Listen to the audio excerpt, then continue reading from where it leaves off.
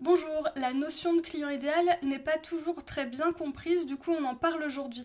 Je te donne quelques pistes pour définir ton client idéal que j'appelle aussi client de cœur.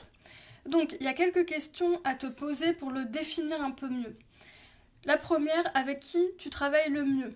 Que ce soit dans ta vie actuelle, dans ce que tu fais en ce moment, dans tes jobs passés, je suis sûre qu'il y a un type de personne avec des qualités, des défauts, des traits de caractère particuliers, avec un problème précis sinon, avec qui le courant passe le mieux. Bon, réfléchis bien à maintenant et au passé.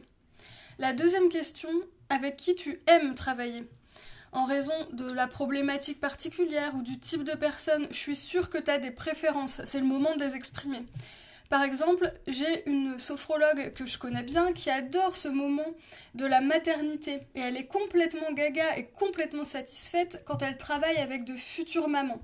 Donc pour elle, c'est une piste pour définir son client idéal. Troisième question, qui peux-tu aider le mieux? Tes services, ils aident probablement dans différentes situations, mais je suis sûre que tes clients obtiennent plus de résultats dans une certaine sphère, pour une certaine problématique, dans un certain objectif, quand ils ont un certain profil d'expérience, quand tu traites avec des débutants par exemple, ou au contraire avec des personnes expérimentées, c'est possible que tu aies plus de résultats dans telle ou telle situation.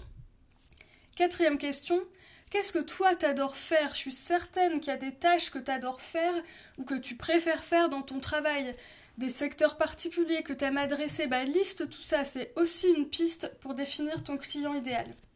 Cinquième question, quel type de client te fait vraiment se sentir à ta place? Tu sais, où t'as ce moment où tu te dis waouh, c'est pour ça que je suis faite.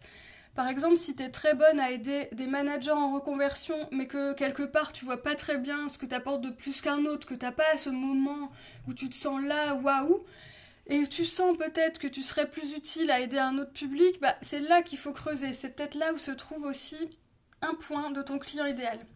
Tout ça, c'est des pistes pour définir ton client idéal, celui qui te fait vraiment vibrer, celui qui te fait te sentir à ta place, celui à qui tu aimes travailler.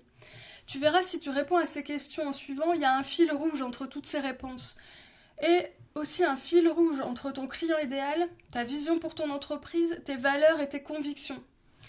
Moi, je dis souvent que trouver ton client de cœur, trouver ton client idéal, ça n'a pas besoin d'être compliqué. Il faut juste que ça soit très aligné, très cohérent avec toi-même et avec tes valeurs et tes convictions. Et le tout pourra s'affiner au fil de ton activité.